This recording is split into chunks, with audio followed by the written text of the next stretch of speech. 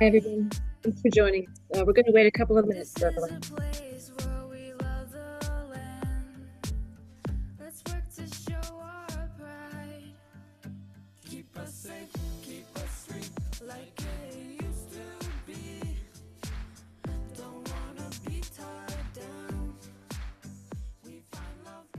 Welcome, everyone. We're just going to wait a couple of minutes here for everyone to log in and then we'll get started. We're expecting a very full room.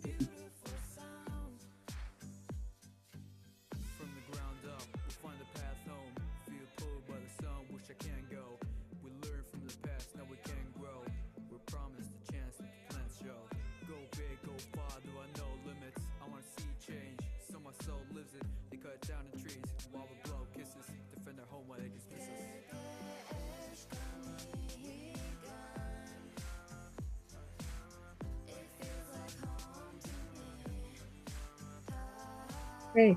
All right. Good evening. Hi, everyone. Welcome to part 4 of our 2025 Anti-Racism series. Tonight's webinar is called Land Back, Indigenous Resistance from Coast to Coast. Thanks so much for being here with us. My name's Heather. My pronouns are she, her, and I'm an organizer with SURJ Toronto. While people are still arriving, we're going to go through some housekeeping and we'll introduce today's session. So we'll be getting started shortly, and this webinar should run until about 9 p.m.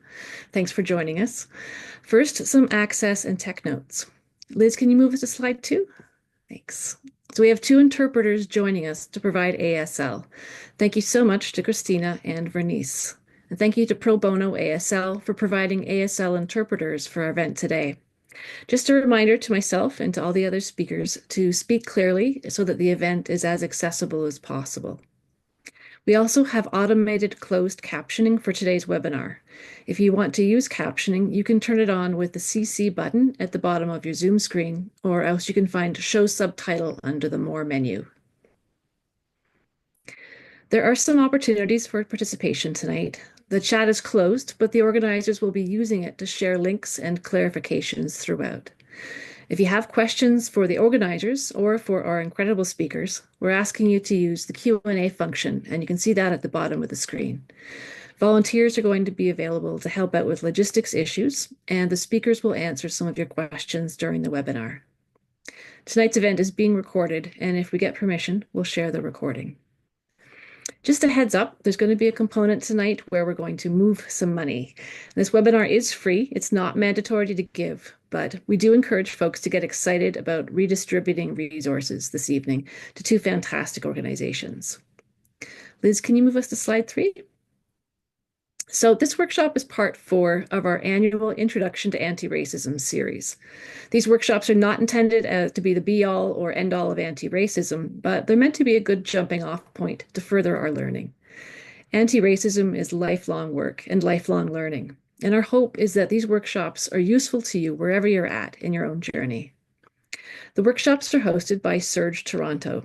We're a GTA-based grassroots organization and a local chapter of a broader U.S. network. At SURJ, we believe no one's free until everyone is free. We focus on organizing white people into taking anti-racist action by collaborating with Black, Indigenous, and racialized organizers to dismantle white supremacy and settler colonialism. Before we begin today, Tatiana would like to offer a land acknowledgement.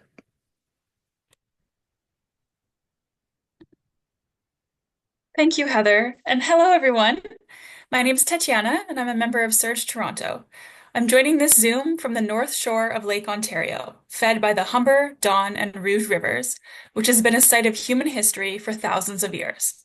Indigenous nations, including the Anishinaabe, the Wendat, and the Haudenosaunee, have cared for and been in reciprocal relationship with this land since time immemorial. Today, the meeting place of Toronto is home to many diverse First Nations, Inuit, and Métis people from across Turtle Island, and indeed to Indigenous people from around the world. As settlers who organize on this land, we recognize that our historical and current context is one of colonial violence and dispossession.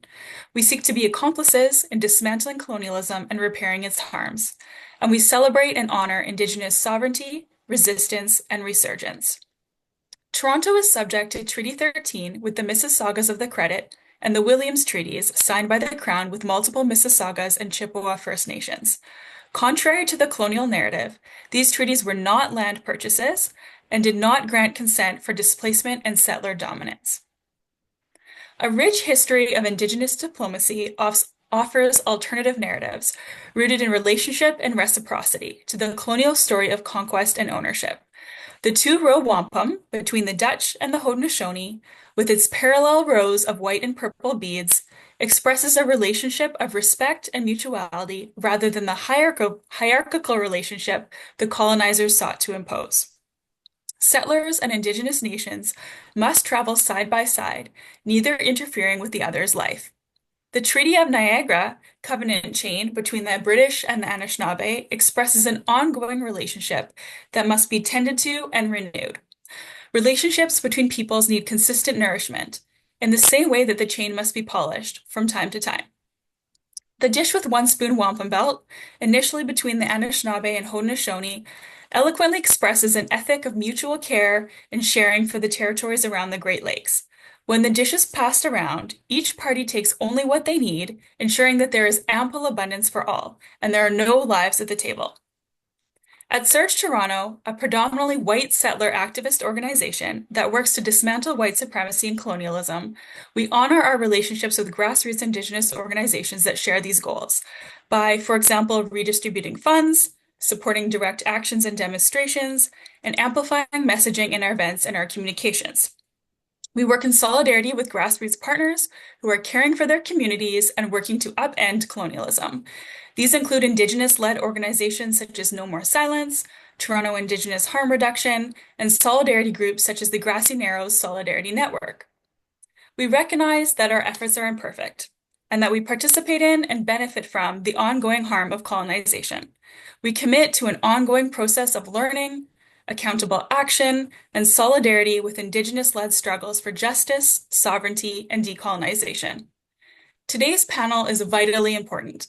From coast to coast, Indigenous peoples have resisted colonial violence since contact.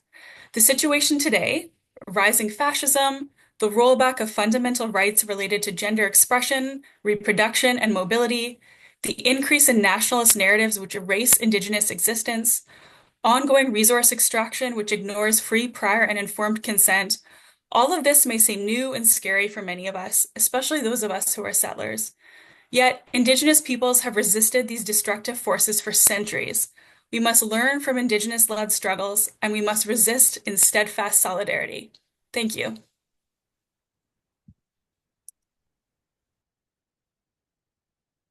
Thank you. Liz, can you please move it to slide 4?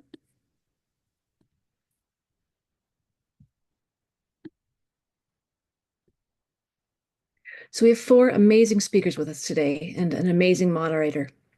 Joseph Fobister is a Grassy Narrows father, grandfather, and land defender. JB is the First Nations lead lands and forest negotiator, and he's been in this role for most of the past 15 years. In this role, JB leads Grassy Narrows' work to gain recognition for their Indigenous sovereign and protected area. JB was one of the key people who initiated Grassy Narrows' grassroots Slant Lake blockade in 2002. The blockade still stands to this day, and Grassy Narrows has succeeded in excluding all industrial logging from its territory since 2008. Judy De Silva, a Grassy Narrows community member, is a mother to 5 children. They help her to have the positive energy to continue to look for justice and for the solution to the mercury poisoning of the river system in Grassy Narrows and Mother Earth. She recently was awarded the Michael Sattler Peace Prize in Germany, as well as the Human Rights Watch Award in Toronto, the Art Manuel Environmental Award, and the Wilfrid Laurier Honorary Doctorate in recognition of her lifelong work to advocate for her community members for environmental protection using peaceful, nonviolent direct actions. Judy suffers from the effects of mercury poisoning. She works in the band office of her community as environmental health coordinator, and Judy will join us in the second half tonight. Slado, also known as Molly Wickham, is an Indigenous activist and wing chief of the Kasiak, a house group of the Gidimt'en clan of the Wet'suwet'en Nation in unceded British Columbia. In 2020, she was a spokesperson and land defender against the incursion of the Coastal GasLink pipeline project on Wet'suwet'en land, and with others held a blockade against the project for 55 days. They won a recent court ruling which found the RCMP breached the charter rights of the land defenders during the blockade and interfered with freedom of the press. Gogowis is a Mi'kmaq land and water protector and treaty defender. In 2019, she and other Mi'kmaq grandmothers blockaded an Alton gas project on unceded Mi'kmaq territory near the Shubenacadie River in Nova Scotia. They went to the Nova Scotia Supreme Court for recognition of Mi'kmaq sovereignty and unceded land under the 1752 Peace and Friendship Treaty between the British and the Mi'kmaq. And in 2021, thanks to their efforts, the Alton gas project was cancelled. And our moderator today, Leanne Simpson, is a renowned Michisagi Nishnabeg scholar, writer, and musician who has written compelling accounts of the present moment of Indigenous resurgence and activism in solidarity with other justice movements on Turtle Island. Working for 2 decades as an independent scholar using Nishnabeg intellectual practices, she's lectured and taught extensively at universities across Canada, the United States, Australia, New Zealand, and Europe, and has over 20 years' experience with Indigenous land-based education. She holds a PhD from the University of Manitoba and is a member of Alderville First Nation. Friends, thank you so much for being here. It's truly a privilege to get to hear from you. Our plan this evening is Leanne will moderate a discussion with our speakers until about 7:45, and then we'll pause for some fundraising and then take a break, and afterwards we'll continue the discussion. So without further ado, let me pass it over to Leanne.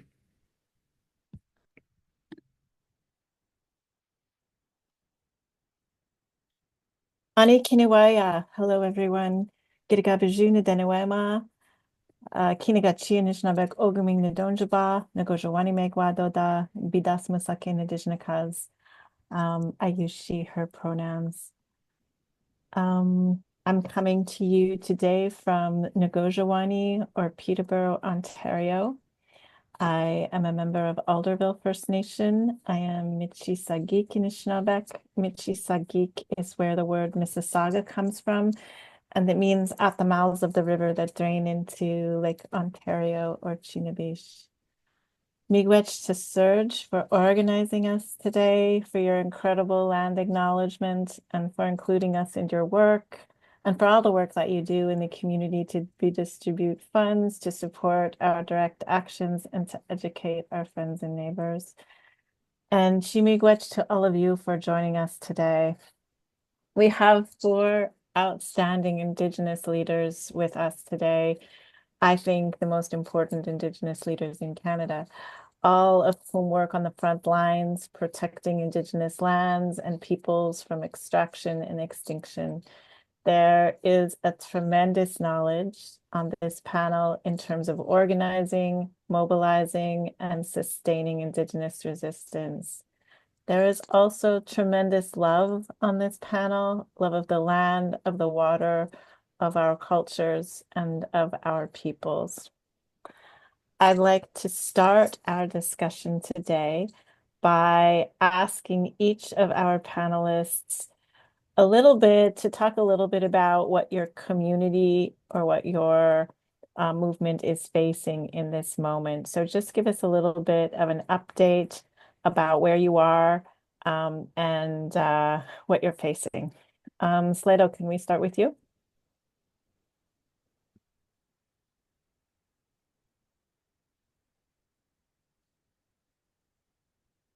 Hi, can you hear me okay? Yeah, we can hear you. Oh, great. I apologize. I'm on the side of the road on my way to an Indigenous Life School gathering. So I'm in the car. Sorry for any tech issues. I'm Slato. My English name is Molly Wickham. I belong to the Cassia House, which is the Grizzly Bear House of the Gidimt'en clan of the Wet'suwet'en Nation. Really honored to be here with these amazing people and panelists and all of the amazing work that has been done. I'm the spokesperson for Gidimt'en Checkpoint, which is the reoccupation of our territory and has been the site of multiple blockades against the Coastal GasLink pipeline, which was proposed to run through our territory to bring liquefied natural gas or fracked gas to be liquefied at the LNG Canada terminal in Prince Rupert to be shipped overseas. And so there are multiple projects and pipelines that are proposed through our territories. The Coastal GasLink pipeline was built after over 70 arrests of Wet'suwet'en and other Indigenous and non-Indigenous people. Over the last 5 years, we've been reoccupying our territory and resisting all of these projects that are proposed to our territory. So currently, the pipeline project has been built, and the company is proposing to build compressor stations in order to double the amount of fracked gas that would travel through them, and build a second phase of LNG Canada.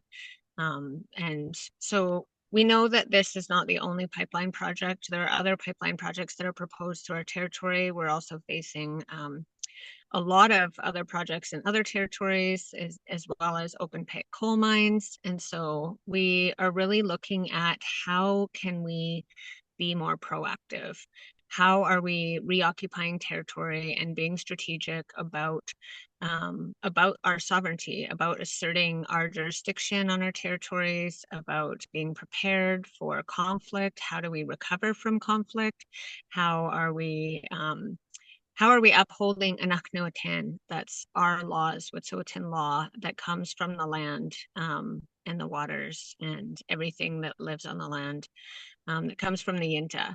And so that's the work that we've been doing. We've been reoccupying territory in all of Ludaspin, which is the territory where all the conflict has been happening. Other clans in our nation have been reoccupying territory. We now have multiple village sites on multiple clan territories in Wet'suwet'en. And so this is not something new.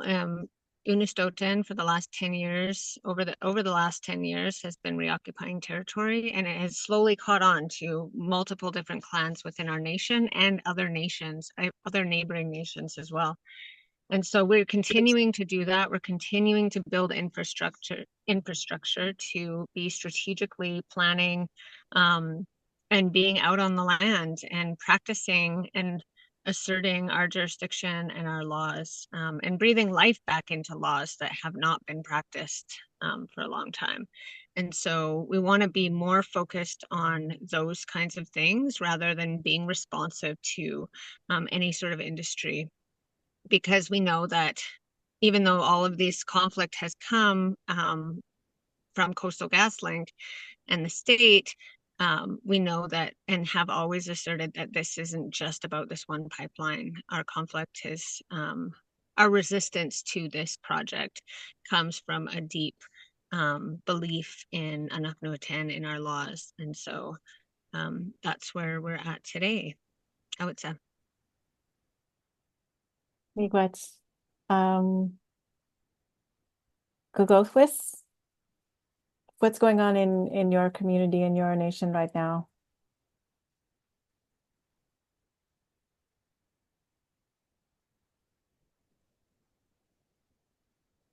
I think we need to unmute you. There we go. Okay. I got it. I think I Good. got it. Yep, we can hear you. Okay. Ni nadalo si gugugas wokus ahwigi migmagi territory. Onamagi. We have been dealing with, it was even before Alton Gas. I was dealing with Petrowort. We dealt with Rexton, New Brunswick with SWN. And we really won all those fights. With SWN, we went through courts with them too, and same as Alton Gas, we beat them in indoor courts on our land. That's the way I put it. With Petrowort, same thing. We bet them in the courts with our sovereignty. Right now we are at. We're looking into the LNG, like Molly was saying, in Point Tupper and DeBert. So we have been keeping an eye out for the man camps or whatever setup they may have in DeBert and Point Tupper. So we had a couple people out there. We have our warriors out there. And right now, everything's just kind of chill, and we're just waiting and watching. And yeah, so my mom passed away, and I was just at her wake in the Sacred Fire, and we're dealing with that. And my mom, I come from a warrior family, so her wake and funeral will be done with the warriors and stuff. And but the big thing is the LNG, because Molly was saying that's what it's going to be, the frack gas going into the pipelines. And I guess we're, like we said, west coast to east coast, so we're basically the last line for the LNG. So they're probably not working on those sites yet, but they're probably up and coming pretty soon. Probably, I'm going to say after April 28th is when we're looking at, because that's when all the heavy trucks and everything can be going in the back roads and stuff. So yeah, that's what we're looking at now. I'm just here, just watching the group, and thank you for all for doing what you guys do. Um, Whoever started running this, I call it high tech because I don't really know technology. So yeah, so I'm here, just waiting for questions and whatnot. Thank you. Walalio. Well, Joseph, we're so excited that you're able to join us for Grassy Narrows. And I'm wondering if we can just spend a few minutes visiting with you and you can catch us up with what's going on in Grassy right now in terms of the mercury. I know that you've got negotiations going on and also the blockade. Hi, I'm Joseph Fobister. My friends call me JB. I'm from Grassy Narrows. I'm filling in for Judy. She's busy doing some stuff in Kenora. But anyway, we started a blockade in 2002, and the blockade's still there, and we've shortly after the blockade went up, the logging went away. There hasn't been any logging since I guess 2007, I believe. Maybe might be later on.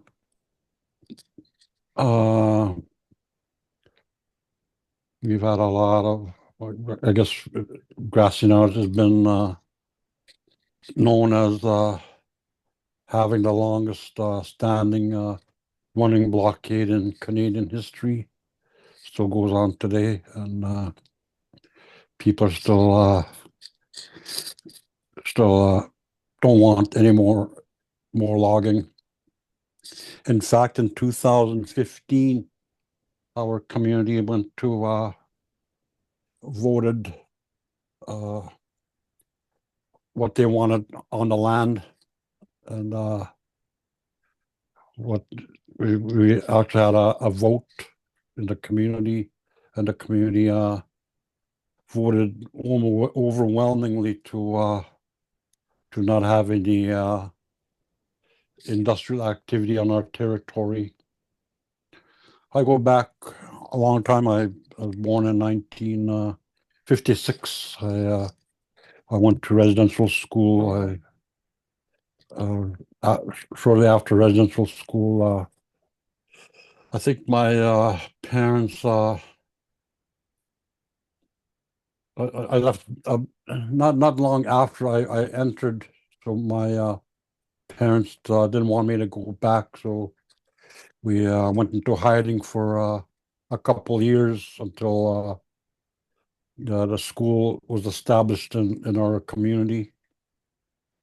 So I came back to Grassy, and I lived on the land like most of my life. And when I was a kid growing up, I remember my whole family going to the trap line and blueberry picking, rice picking. And we were, you know, you know, people knew us as bush people. We always lived on the land.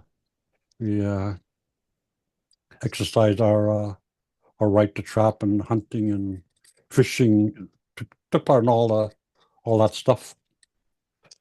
In 1970, I started to notice that logging was happening in our territory.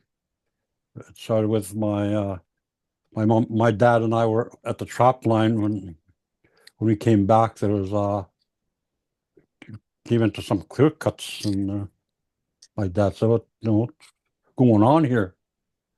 There's so we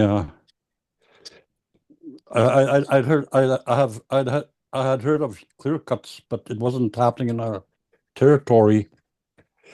And someone found out that you know, the clear cutting was going to happen in our territory.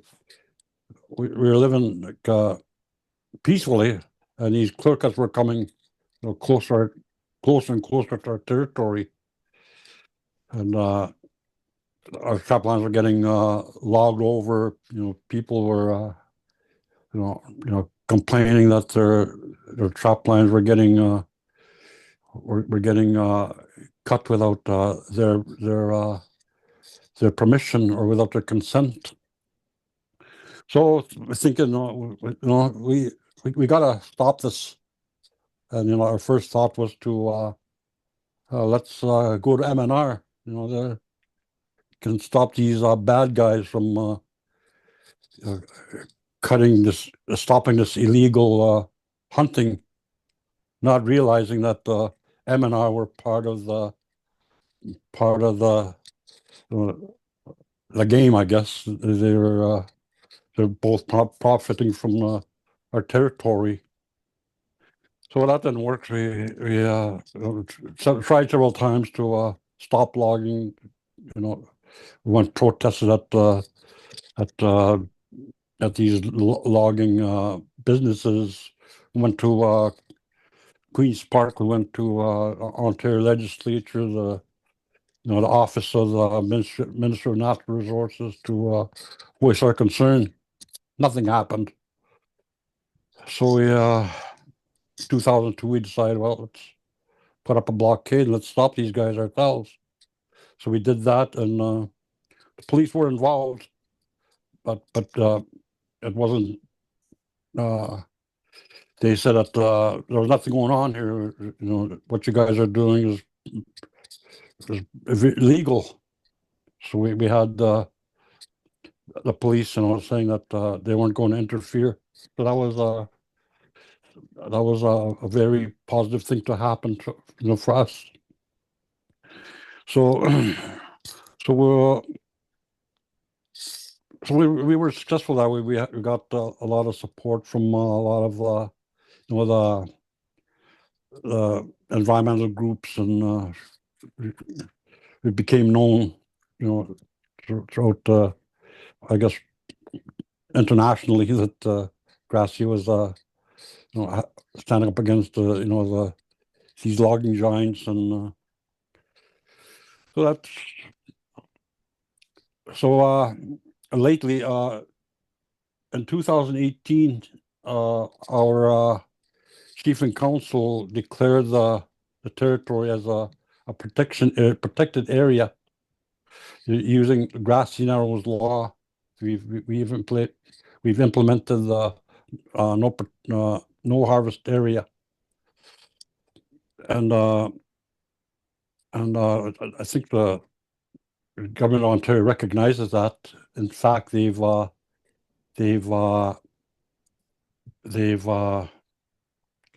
declared the Whiskey Jack Forest a no harvest area for a period of 10 years.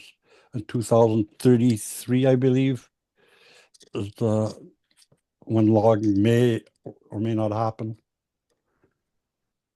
So that's where we are with that. And before that, I forgot to mention that our river was contaminated by mercury in between 1960 and 1970. 9 tons of mercury was dumped into our waterway. When that happened, it destroyed our economy. We're no longer able to fish or all guiding jobs were stopped. So lately, we've been fighting with mining companies. There were 6,000 mining claims in our territory up until last year. Right now, a lot of the mining permits have been or claims have been withdrawn or canceled. So we're right now on our territory.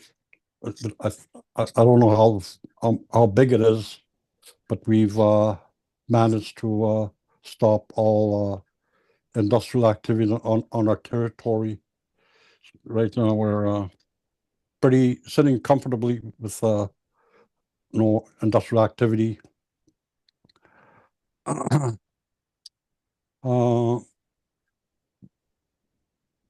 what else can I say?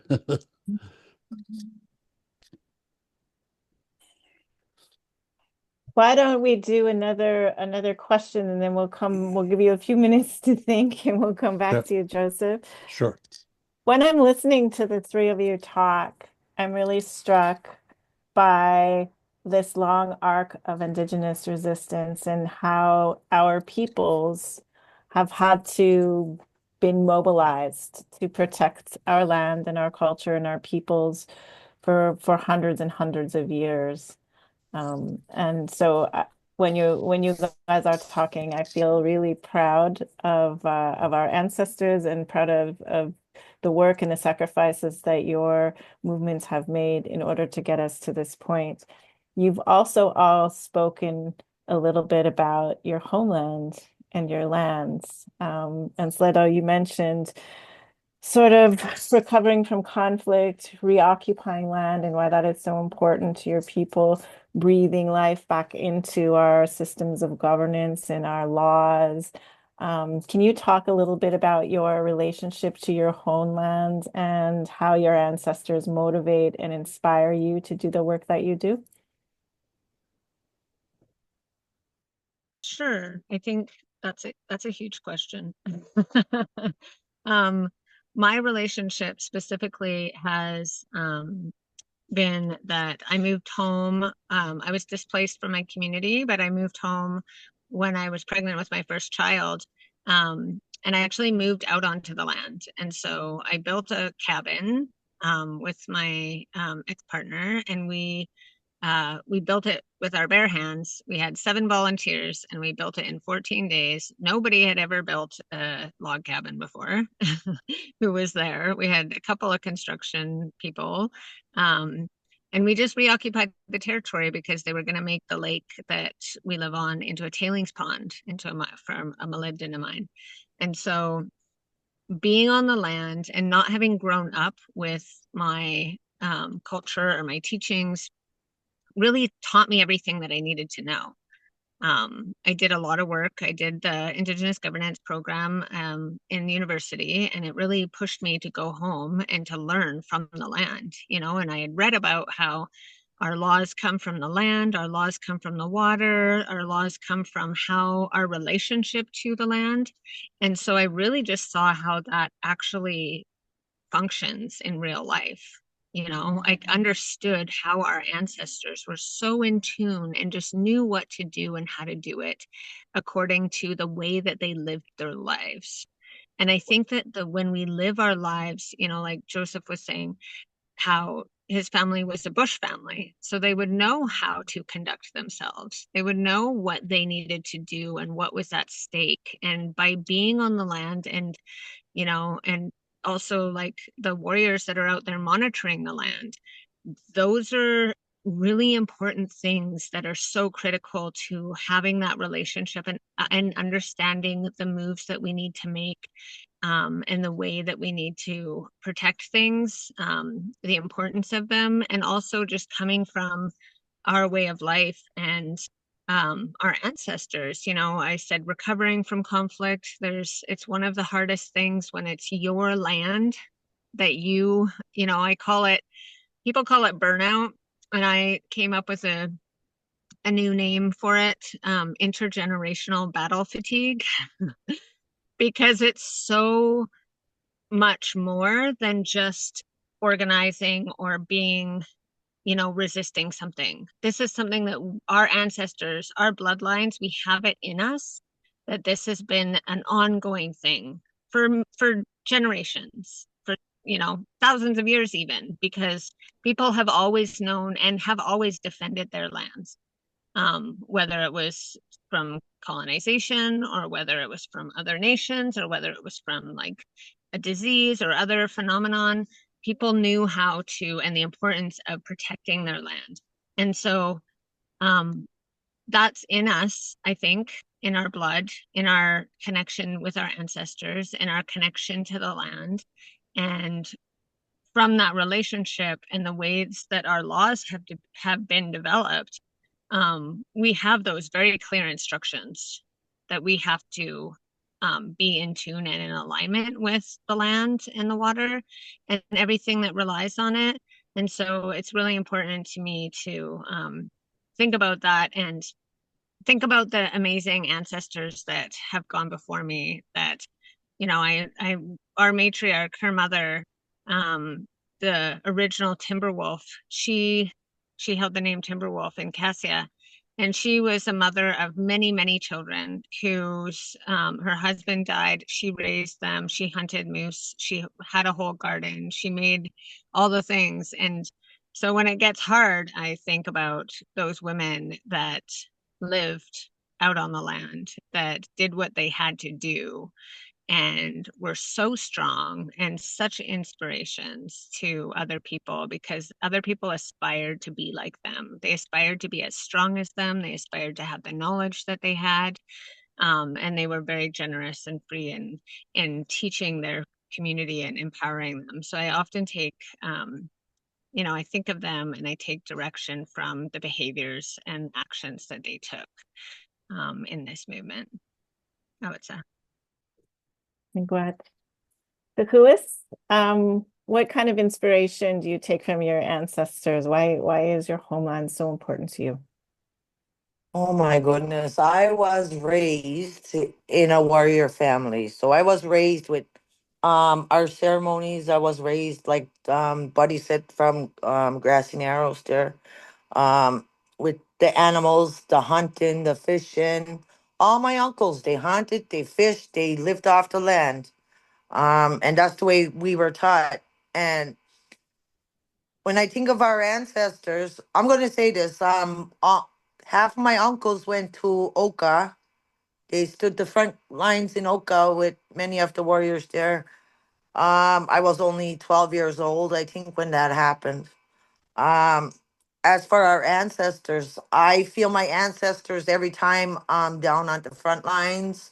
I feel them pushing me on my back. I feel them, they're like, so when I'm down at the front lines, I'm never scared or never worried because I feel my ancestors on my back. And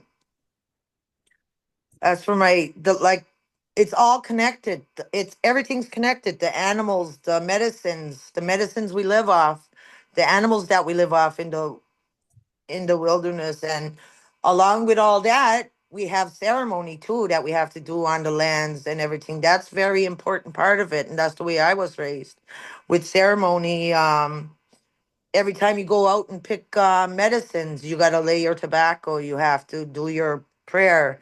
Every time you go out and hunt an animal, you got to lay your tobacco. You got to pray.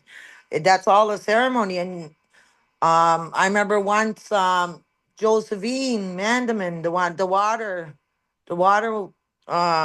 elder from Anishinaabe territory.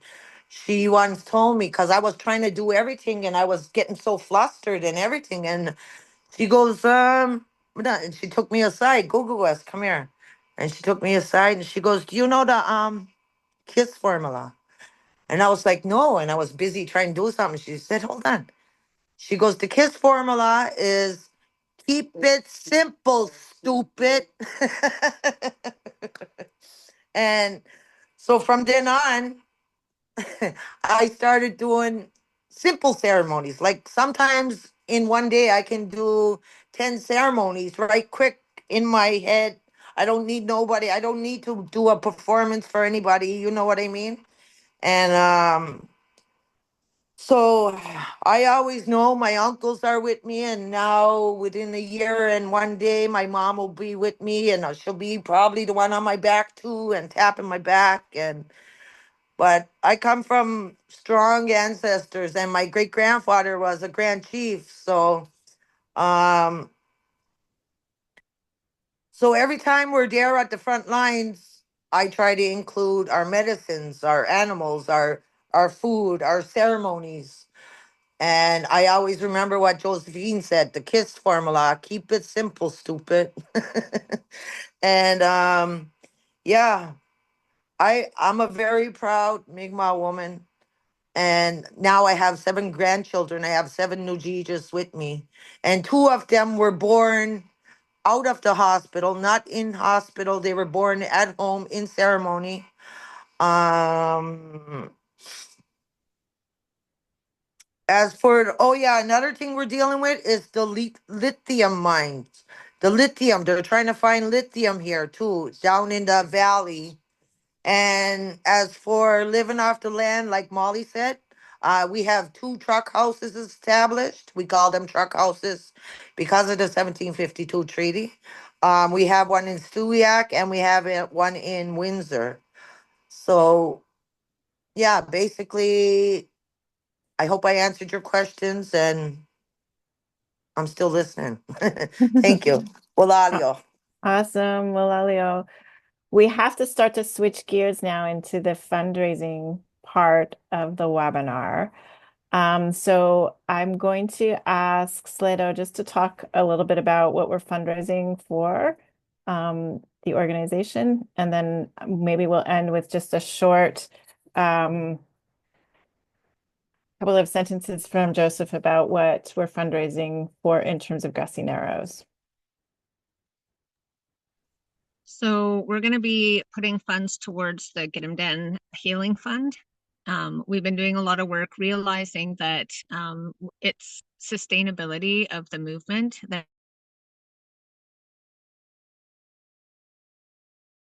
we need. We need people to, oh, everybody's frozen. Can you still hear me? Okay, so we need people to be able to be in this fight for the long term. We need the older generations to be able to teach and mentor the younger generations. We are seeing that people are continuing to have intergenerational battle fatigue, and then they leave the movement. I love seeing older people, our elders in the movement, to be able to pass down those teachings. And so we want everybody to be well, and we've been having healing gatherings every year. We've been doing body work, giving people who have been on the front lines access to acupuncture, therapy, ceremony, wherever they are, to be able to continue to build ourselves up so we can become stronger, a stronger movement. So that's what the funds for Gidimt'en will be for. That's great, Miigwech. Joseph, what are the funds we're raising for going to Grassy Narrows? How will they be used?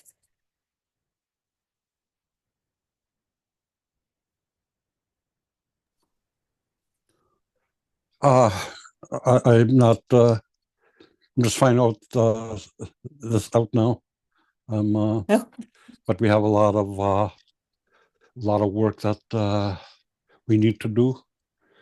We need to educate our young ones to carry on the fight once we've too old to fight. I'm 68 and don't have a lot of. I don't think I have a lot of time on this planet. So there's a lot that a lot of projects that need funding. Our we started a land protection group in Grassy. We have young 4 young people doing monitoring. Alana, watch note for any people that may want to come in and pollute or destroy our land. So we will need money for that, and also education for our young ones. Always have gatherings for our people, for information systems for the community. We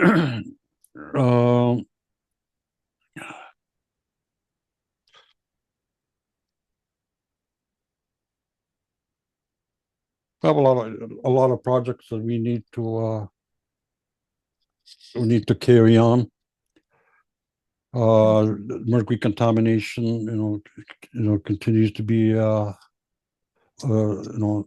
very one major problem we have to deal with. Okay, miigwech.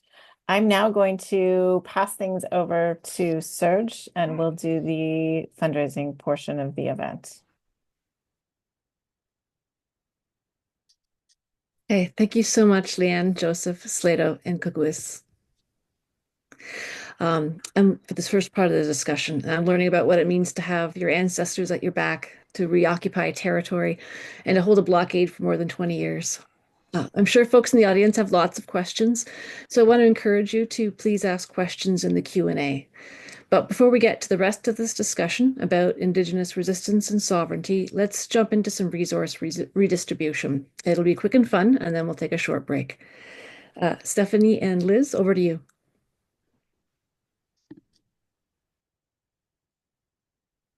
Hey everyone, my name is Stephanie. I use she, her pronouns, and I've been organizing with SURJ Toronto since 2019. Hi everyone, my name is Liz. I use she, her, and they, them pronouns, and I've been organizing with SURJ for about 2.5 years now. And before we get into moving resources, I just wanted to thank our speakers again for sharing such powerful knowledge with us all tonight, and for reminding us that it's not only possible to stand up to the settler state, but it's possible to win. So I'm just feeling so honored to be able to share this space with you all today. So now we're going to try doing something pretty special. Together, we are going to engage in some collective resource redistribution. And as you've heard, we're going to move some money to support Grassy Narrows and the Gidimt'en checkpoint. So those of you who have joined a SURJ webinar before, you know the magic that's about to go down. And for those of you who are new, we'll explain more in a little bit. But at first, I wanted to talk a little bit about the fact that sometimes talking or even thinking about money can bring up feelings of shame or guilt, scarcity, or even fear. And today we want to lean into that discomfort and talk about money anyway. Yeah, that really resonates, Liz. I'm someone who grew up middle class and never really questioned it. If anything, talking about our wealth was seen as crass, like it's something you don't discuss, except behind closed doors, preferably with a financial advisor, and it was always about how to increase your wealth. And now I get that this norm, like never talking about it, was a really effective colonial tactic to leave me believing that the money our family had was ours alone, and that it came only from our hard work. It's just recently that I've had discussions with my folks about the systems that were designed to lift up generations of settler families like mine. Systems that in many ways made us middle class. Yeah, thanks for naming that, Stephanie. I also grew up middle class, but my parents, they were quite poor, and I was lucky that they believed in putting their money behind causes they cared about. But underneath that was always a sense that we couldn't or shouldn't give too much, that there wasn't enough money to go around, and that we needed to protect the level of wealth that we had managed to reach. So I'm still trying to unlearn that feeling of scarcity today, and to shift my mindset from individual wealth and safety to community power and resilience. And we also know that wealth in Canada is deeply tied to ongoing colonial violence across Turtle Island. Our tax dollars are used to fund resource extraction and policing land defenders. Banks use our money to invest in mines and pipelines, as we've heard. Settler wealth in Canada is constantly being used to violate Indigenous sovereignty. And so, paired with systemic racism, colonialism in Canada has allowed many of us, particularly those of us who identify as settlers like myself, to accumulate wealth, resources, and land. And so that's why community resource redistribution is one of the most powerful tools we have to challenge those oppressive forces. And that's what we're hoping to do here. Yeah. Yeah. So today we're moving money as an act of solidarity. We do it to redistribute wealth and resources that are consolidated through exploitation, theft, and stockpiling from Black, Indigenous, and racialized communities across Canada. This isn't charity, and it isn't philanthropy. What we're doing here is about mutual aid, collective vision, and grassroots community power. We're all here because we care deeply about Indigenous sovereignty and the destruction of land and waters. And we're asking all of us who have gathered on a Monday evening to take part in this action, to take a moment. Take a moment to think about what resources you have right now. Maybe you buy a coffee on the way to work each day, or maybe you have a steady income. Maybe you have more than enough to pay rent and buy groceries and still have a little money left over at the end of the month. Maybe you have none of that, but you're resourceful. And we know that people with lower incomes actually donate higher percentages of their incomes compared to folks who make over $100,000 a year. We are going to move some money now, and every single dollar will contribute to this collective action. So, as I've mentioned, at SURJ, we like to ask people to lean into feelings of discomfort because we know that systems of money accumulation and the feelings that go with them are actually part of colonial white supremacist systems. So, particularly for settlers on the call, think about what would be a stretch for you. What amount of money would make you feel somewhat uncomfortable to part with so it actually feels like a good stretch, like you're giving something up, but not without compromising your ability to meet your basic needs? So that number is going to look different for different people. For some, it might be $5,000. For others, it might be 500. And for others, it might be 50 or even 5. Giving more or less doesn't make you a better activist or more committed to liberation. Any amount you can contribute is amazing. And every single one of those stretches is important. And oh, yes, it's amazing. Important and valuable. And that being said, if you can't donate today, you can also help by spreading the word to family, friends, and coworkers. So let's remind ourselves of who we are donating to tonight. Yeah, so tonight we are going to contribute to what Leanne called the long arc of Indigenous resistance by moving money to two groups. First, we're going to redistribute resources to Grassy Narrows. And this, just like JB was describing to us, oh, there's so much good work happening, including we are going to materially support grassroots activism that focuses on fair compensation for all affected by mercury poisoning, shutting down the mill that's worsening poisoning in the river, resisting the hundreds of mining claims on their territory, and pushing back against the proposed nuclear waste storage upstream from their community. And the second is the Gidimt'en Healing Fund. We're going to be moving money to support Wet'suwet'en frontline warriors who are protecting waters and land with care to attend to what Slato taught us is intergenerational battle fatigue. And it's important to know that after covering the costs for tonight's Zoom, our incredible ASL interpretation, and the speaker honoraria, 100% of the funds will be going to these two great causes. SURJ won't be keeping a penny. What makes this action so powerful is that it is collective. The power comes from each of us stretching ourselves and then pooling our resources together. We have a big opportunity right now in real time to resource the amazing work of these land and water defenders. And with the crowd that we have here this evening, the over 500 of us, we can collectively move some big money. Our goal is $10,000. But let's just see if we can go way higher than that. Okay, are we ready? Let's do it. So this is how it's going to work. We are going to ask you to click through a tool called Mentimeter. So we're sharing that link in the chat now, or you can see it on the screen as well. We'll give you a minute to open that up on another device or in another window. But basically, Mentimeter is basically a poll that will allow us to track how much folks are collectively pledging today. So take a moment, scan the QR code, click on the link, just open that up somewhere you can access it easily. Okay. We're all good? Okay. So now, using this Mentimeter poll, we will ask each of you to make your pledge using your stretch amount. So here's how it's going to go. We're going to call out different amounts, starting with a really big, juicy number, and ask if anyone is able to commit to donating that amount. If that's your stretch number, simply click yes on the Mentimeter and submit. If that's not your number, just refresh the page when the next number is announced. For each number, we'll watch to see how many people contribute. And you'll see it is so exciting and powerful to see the numbers adding up. And if your number in the poll skips your exact stretch, don't worry about it. Just pledge the next closest amount and then donate what you prefer. It doesn't have to be exactly the number on the screen. So at the end of the webinar, we will tally up everyone's numbers and let you know how much we've collectively pledged. And we will also share a link where you'll be able to follow through on that commitment.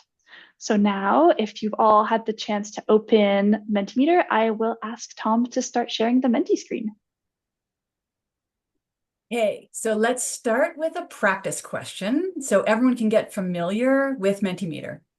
And the question is, are you excited to take collective action for Indigenous land and water defenders? Are you excited to take collective action for Indigenous land and water defenders? Take a moment to register your vote. Figure out how this works. See what it feels like to hit yes.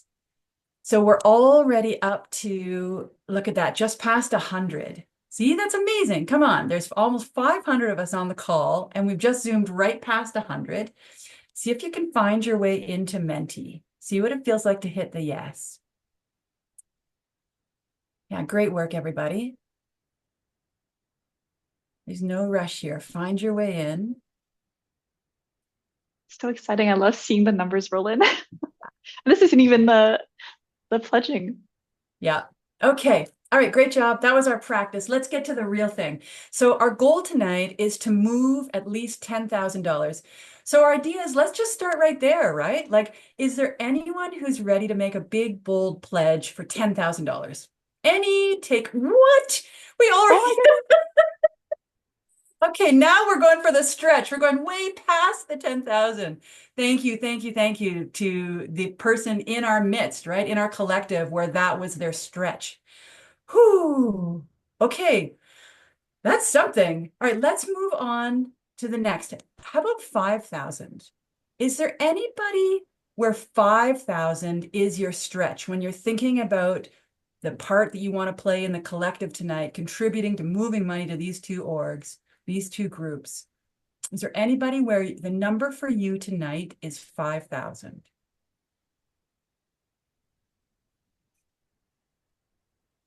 Okay, don't worry, we got more numbers. Okay, let's try 2,000.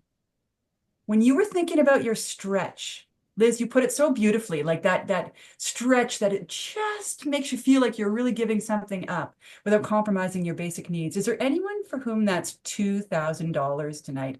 Oh, Whoa! there is. There is. Oh, okay. Is there anyone else? Is there a second person for whom $2,000 is the right stretch for you tonight?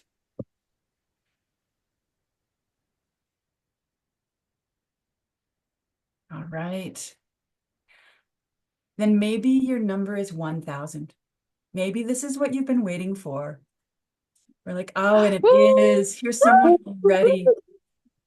When we think about the incredible work that these land and water defenders are doing, and if part of our role could be to flow them some resources, and you could get it done with one click of a yes, and then moving a little bit of money tonight, Is there anyone else? Oh, we're up to 5. Well, that's Yeah, this is up on me. exciting. Amazing. Woo! God, that's 5,000 right there. Is there anyone else who feels like 1,000 is your number tonight? Yeah, we got another pledge. We're up to Oh 6 my people. This is God. so great. Amazing. Woo! $7,000. Like, think This what is this money's going to do. See what we're doing here together? Mm. Yeah, this is the good stuff. 7 people. This is amazing. Y'all are so great. Any last takers for 1,000? Okay, let's try 500. Is there anyone for whom $500 is your stretch? Yeah, there Wow! is. Yeah, there Woo! is. There's so many people.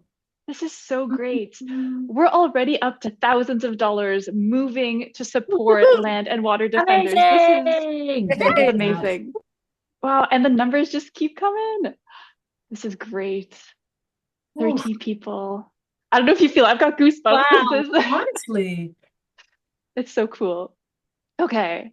What about $250? Is Yeah, that a that is a number? lot of money.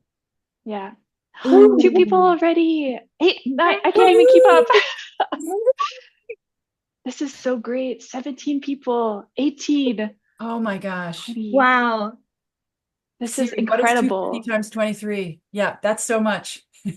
This is amazing. I'm kidding, Siri. Is 5,000. Yeah. Oh my gosh, 20. This is extraordinary. Are we going to go past 30? 30 people pledging 250 each? That would be really cool. Ah! Oh, Yeah, we are. we did it. This is amazing. This is super moving. Yeah. Mm. Yeah, this is so great. Okay. Any last takers for 250? Let's move to 100. Anyone feel drawn to $100? Anyone for whom that would be a good amount? Oh, it never gets old. So good. Amazing. 100 is is so a lot, great. right? Like if that's your stretch, thank you so, so much for being part of this collective action. Look what's happening here. Yeah, Whew. yeah. Ooh. All amounts are so great. Yeah. Math is so much easier on this slide. Yeah. Look at that. We're almost at 4,000. 40 Right would be here. 4,000 just on this slide alone. Yeah. And Yeah. we're 4,000. We did it. Oh my God. Woo! You can hear all of the other folks on the call cheering in support. This is lovely. Oh, and Okay, 41, 42. 42. Hey, amazing. This is truly amazing. Yeah. Imagine all of the support that this can bring. Yeah. Okay. Any more takers for 100? Like it's Let's try 45 50. times 100, right? But it's also 45 people just said yes. Like the Mhm. collective action of that is some magic. Yeah. Yeah. Amazing. Just the collective power. Yes, this is so great. Yeah, this is about investing in the change we want to see. This is about, pooling our resources, putting our power together. This is just amazing. Look at that. 25. Yeah. 26, Oof. 27. Maybe crossing 30. Amazing. Woo woo. Yeah. Yeah. This is very cool. So good. Amazing. So 32, good. 33. Oh my God. Crossing 35? Yeah. Yeah, y'all are great. This is so cool. And Liz, And one more slide right after this. yeah, one more slide. But I just want to say this is amazing what everyone is doing. All amounts are so valid and so appreciated. Yeah, this is really cool. All right, last slide. $10. Is there anyone for whom $10 is their stretch amount? Yeah. There are a few. Thank you so much. Amazing. Incredible. We just passed 250, 280, 290. Oh my gosh. Yeah. Just past 300. Yeah, I'm excited to see this all tallied up because this is big. I feel like we might get to 40 with this final slide. So there we are at $380, just this slide alone.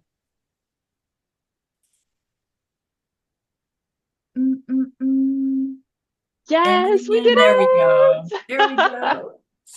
So This good. is this is so great. Thank you all so much for taking part in this resource distribution action today.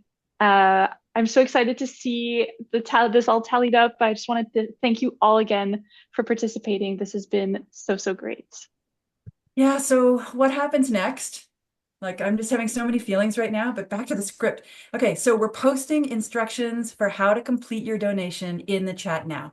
And we'll also circulate these instructions in a follow-up email. Now, I want everyone to know that in our last webinar, we had 90% of the pledges actually donated by the end of the break. Just saying, right? It was an incredible experience to see the collective action happen in real time. So let's follow through and show up for Indigenous land and water protectors. Thank you, everybody.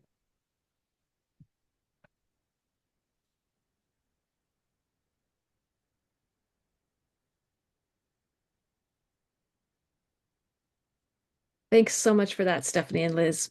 It's wonderful to see everyone coming together to give and to see the joy that it collectively brings us when we see those pledges come through and redistribute that money to Indigenous organizations. We're going to take a short 10-minute break and we'll see you back right after that. Thank you.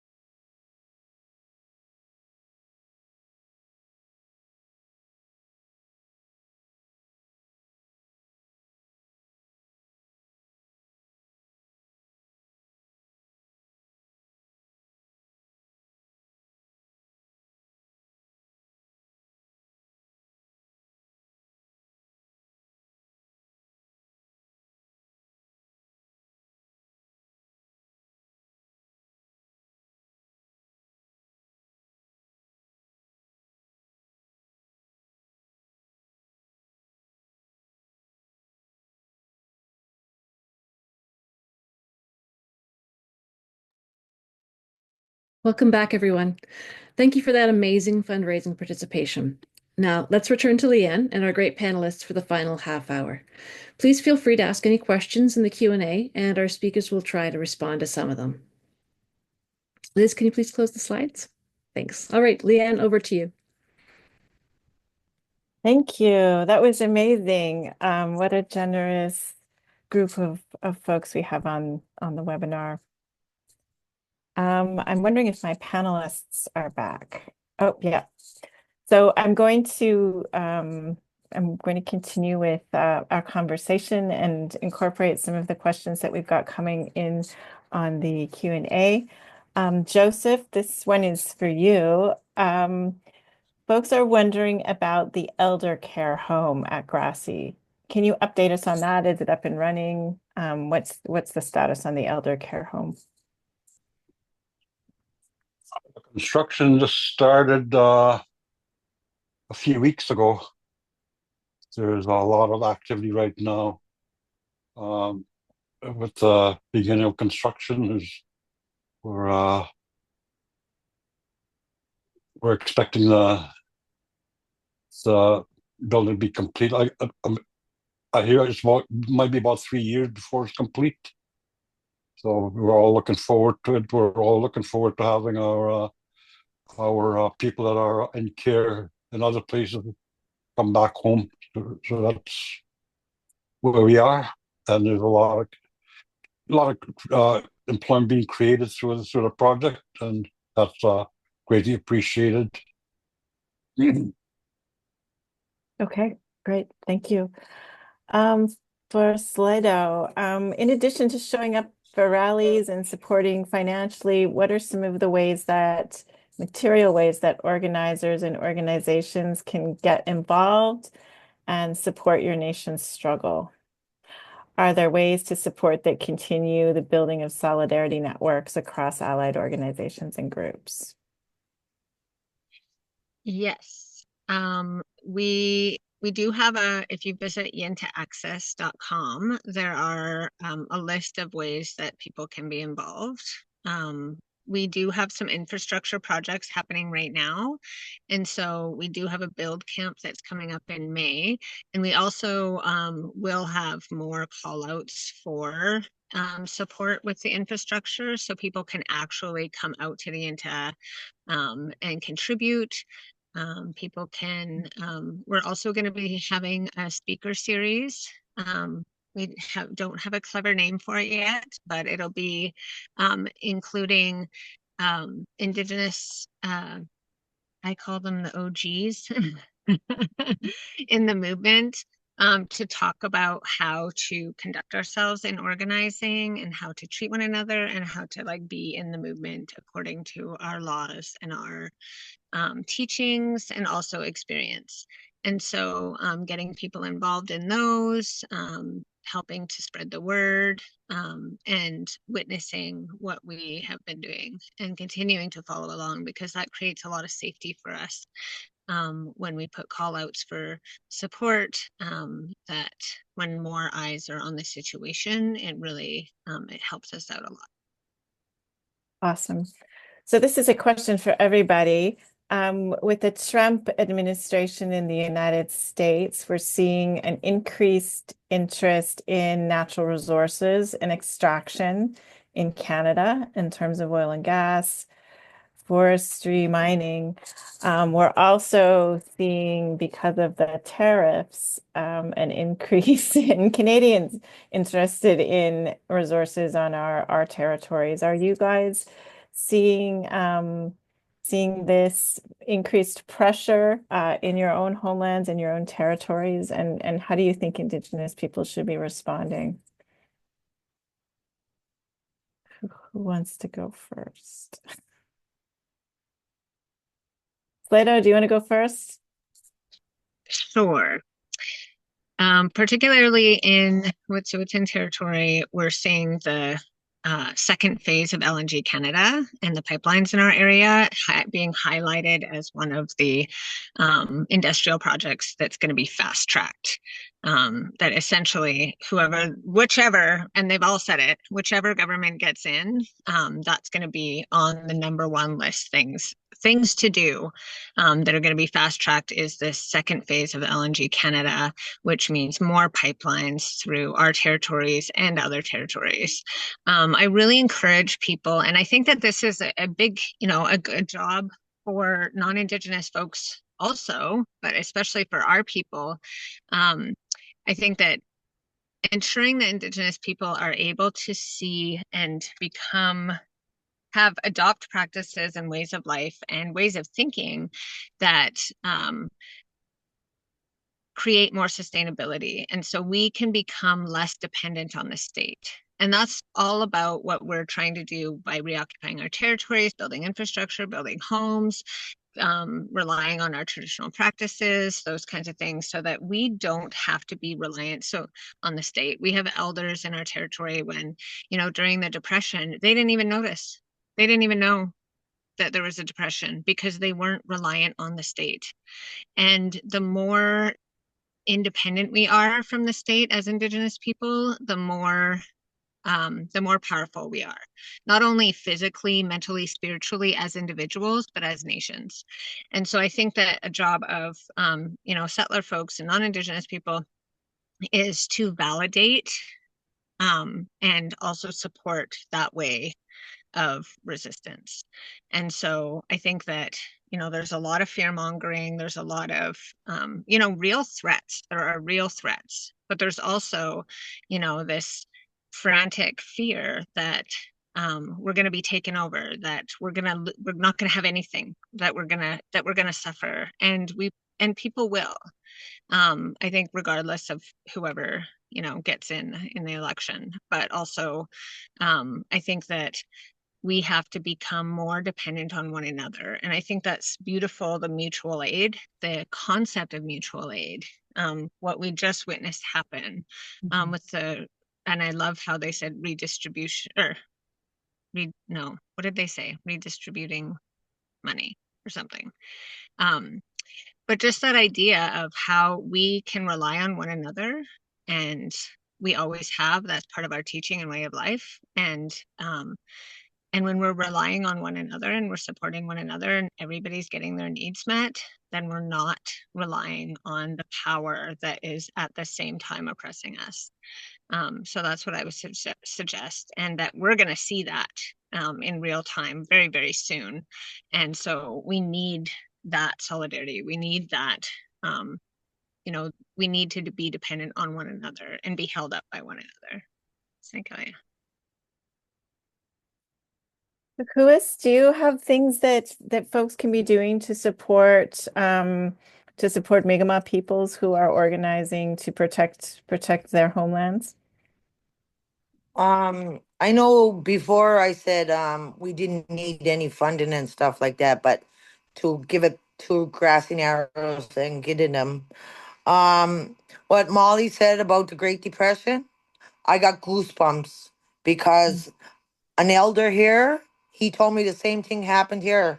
The Great Depression, we didn't feel it here in Unamagi because the white people were sharing with the Ulnus and the Ulnus were sharing with the white people. So when the Great Depression happened, Unamagi had no idea that the depression was happening around the world because we were sharing with one another and we were teaching one another about medicines and stuff like that and how to grow this and how to grow that. And we were trading this and that with food and stuff like that. And yeah, I got the goosebumps when she said that. But yeah, with the Trump tariffs coming on here in Onamagi, I don't know how to feel about that right now. It doesn't hit so close to home with me right now because I could care less what that orange little thing is doing over there. Um, as for the funding, eventually, I'm guessing after April 28th, we will probably need to start doing funding because, like I said, the big truckers will be on the back roads, and that's what we'll probably be looking out for because that lift will be off for them, for like the big haul truckers that go into the back roads. So I'm guessing after 28, I told a lot of the warriors that that's when we'll go out and go down to Point Tupper to go look for what LNG will be doing down that way, and what um whatever company will be doing the lithium mines down in the valley. So we got our whole territory marked out, and like Molly said, it's going from the west coast to the east coast. That's what LNG is pretty much doing. And yeah, so the best we can do right now is just have our warriors out there looking and spotting and um watching out for LNG. So Walalio, I don't know what else to say. I'm not a big talker. I'm not a big techie person. But yeah, if there's any questions else you need to ask me, I'm here. Walalin. Okay, thank you. Joseph, I'm wondering what your hopes and dreams are for these next generation that are being born into grassy narrows. I know that you and Judy have been doing a lot of work around the mercury contamination, around protecting the forests from logging. What are your dreams for this next generation that are coming up?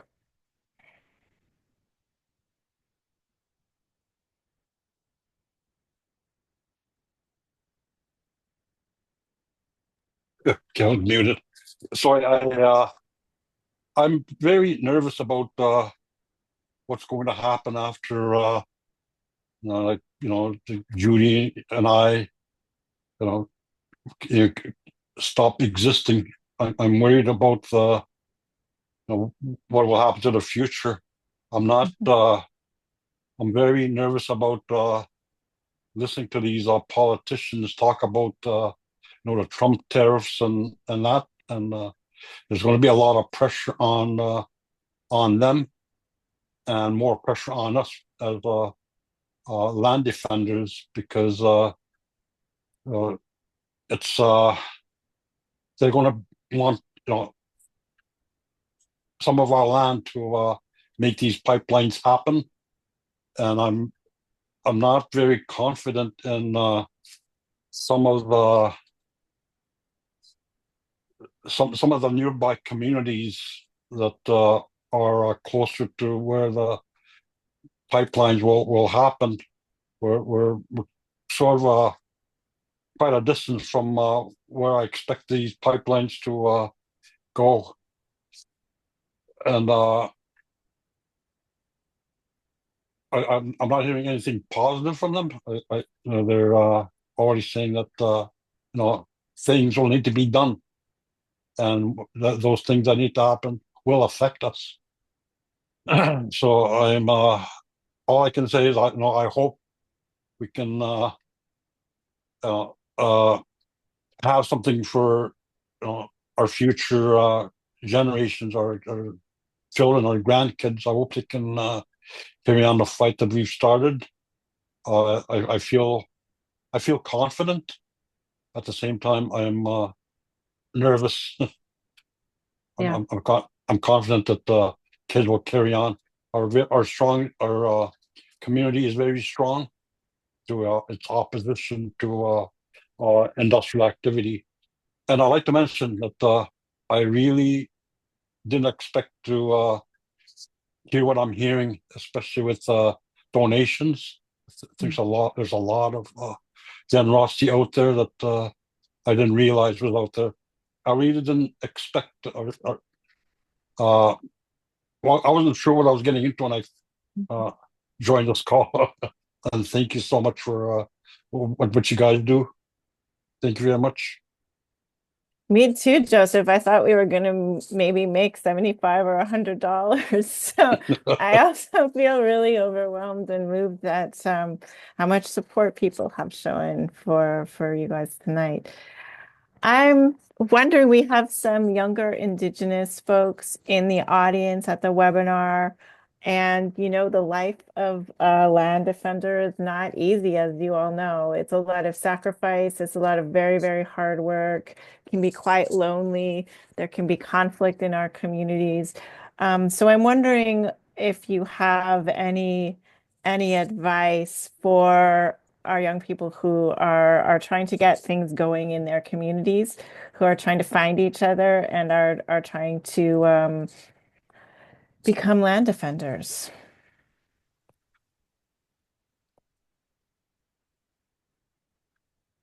Would you like me to go? Sure. Okay. Um, I have lots of thoughts on this. I love young Indigenous people who are doing this work and taking up this work. I have been mentoring a young Gixam person for the last 5, 6 years. Um, and I just have so much hope and inspiration for like, or I have hope, so much hope, and they inspire me so much. I think that one of the things, there's a couple things. I think there's so much conflict that happens. There's a lot of internal conflict that happens. And, um, Howell's Frida Houston's dad always told her, like, if you know you're doing the right thing, you don't ever have to be afraid. But we also know, and I've often gone to my matriarch Timberwolf, when conflict's happening, either internally or, with the state. And she's always saying, just keep, you have to keep going. There's no quitting. And I'm like, well, sometimes maybe you have to take a break. But I think that you have to just keep putting one foot in front of the other and knowing that we're not perfect. No, none of us are perfect. We can't be putting people up on a pedestal, our leaders. We can't be, looking at a movement as if it's one person.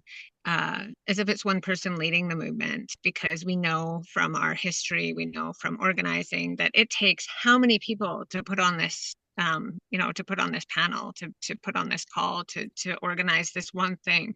And nobody does it alone. Often, sometimes there's a face that gets put out there, a speaker, but that we have to recognize that it's not one person that's doing all of the work. So we can't put that person on a pedestal and expect them to be perfect, because in our movements, just like in society, our movements have all of the impacts of colonization. Our communities have all the impacts of colonization. So we can't expect them to be perfect. We can't expect there to not be any problems.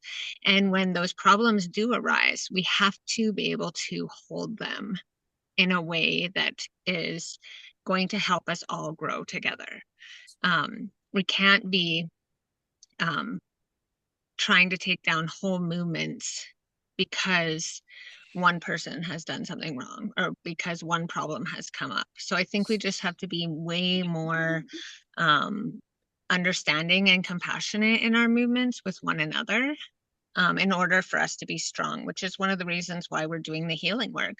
We know that, when you have intergenerational battle fatigue and you've been going at it for a decade or 2 decades or 5 years or 3 years or even a year, with all the trauma and the state violence that happens to us, we have to do that healing work, and we have to be able to become stronger and closer together, because that's how we're going to win. And that's how people have won, is not doing it by themselves, but doing it with everybody, and really holding each other and understanding that our conflicts will help us grow. When we make mistakes, that's how we change, that's how we grow. And you look at any community, any society, they're just wrought with problems.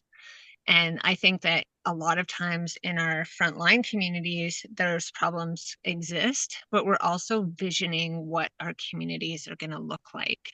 And we're actually working towards that.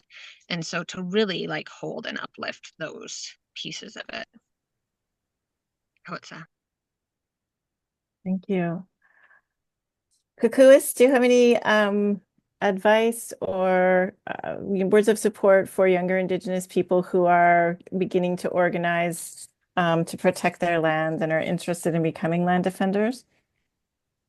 Yeah, our young people, I remember in Rexton when we were down in Rexton and we were in Elsie Booktook, and you could see all the young people around and they were gathering and they wanted to learn more stuff, and all the elders were teaching them. It was just so cool. Not just the elders were teaching them, but the parents, and then they had their children, then they had their grandchildren. I truly believe that it's our ancestors that called them. I remember somebody saying it's in our DNA to remember what we are, or what we are as Ulno, as Native, as Indigenous. And my son Felix and my kids didn't like what I was doing when I was in Rexton because they didn't really understand it. They were younger and stuff like that. But I remember them being always angry at me for leaving and stuff like that.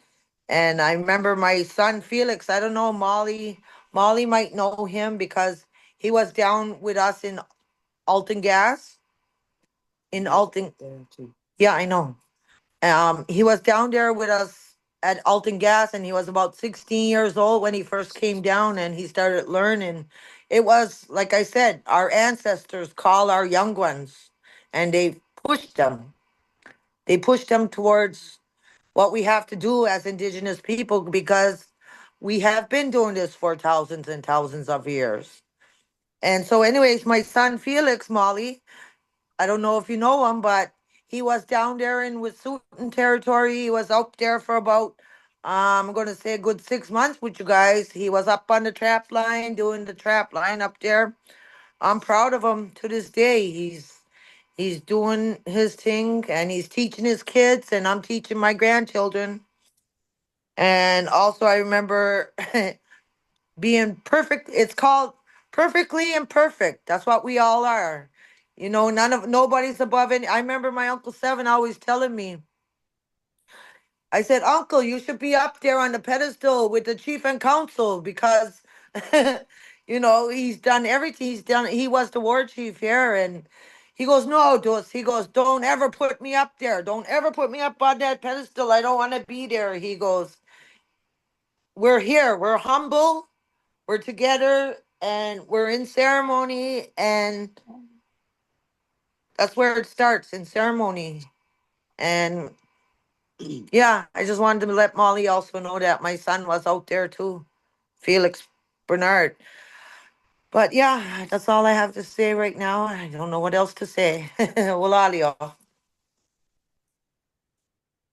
I do remember. I do remember your son. And yeah, such amazing, amazing young people. That's one of the things that we have been blessed with. So, that I really take away from this is all of the people that we get to meet, all of the beautiful human beings that come, that have a good heart, that, put themselves on the line and that are there, and that camaraderie, I would say also, that camaraderie that we have with people who are doing such hard work to do the same things for the same goals, and Indigenous people from coast to coast, that all of that is just one of the most beautiful things that I've experienced in this whole movement. So thank you for sharing that. And please say hi to your son. Joseph, what kind of words of wisdom or teachings do you have for young Indigenous people who might be thinking of getting involved in protecting their land? I guess for me, I would have to say I got my inspiration from seeing warriors, you know, women, men, children, taking action against logging in BC. And later I saw the stand against the Tappan and Oka. I was really inspired by the actions of grassroots people doing something. So I guess that's what we couldn't depend on our leaders to stand up for us, to stand against government and industry. We had to do it ourselves, the grassroots people. A lot of people came through our when we were blockading. We had a community living out there at the blockade. We had several different people coming from, I don't even know where they came from, but a lot of these people, came to teach us. And they came to learn from us. Some young people asked me, like, what can I do to help you? And my answer was, you have problems in your own community, in your territory. Stand up against what's going on in your territory. You'll be helping us by making the same stand. So I hope I hope we inspired people through our stand to carry on a fight, maybe a bigger fight than ours. We've been successful. We've seen a lot of success. We're the name Grassy Narrows is known throughout the world, I believe, and just because a handful of people took a stand. So that's what I would tell young people: take a stand.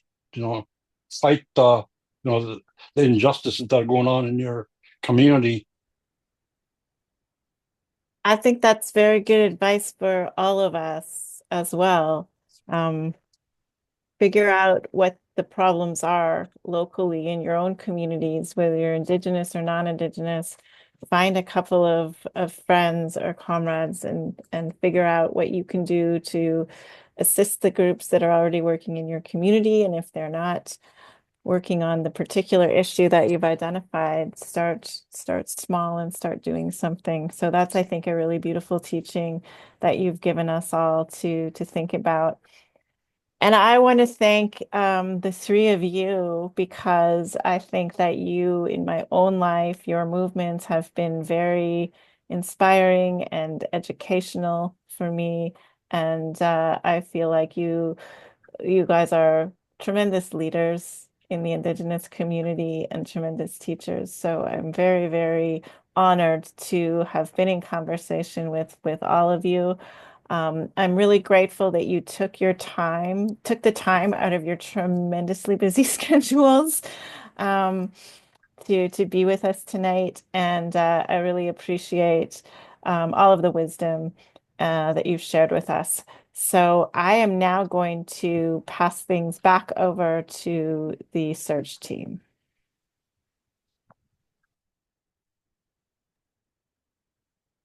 Hi, thank you so much, Leanne. And thank you to each of our speakers for sharing so much of what you've been living and witnessing and resisting. I'd also like to thank each one of you who joined us here from different parts of the world this evening. As we continue on our anti-racism journeys and strengthen our social justice work, it's important to reflect on what we've learned. And then we must translate that knowledge into action. There are going to be, well, these are ongoing practices, and we will make mistakes. We won't always get things right, but we can learn from those mistakes and build our capacity for true solidarity and action. In fact, we have already taken action here today by participating in collective fundraising.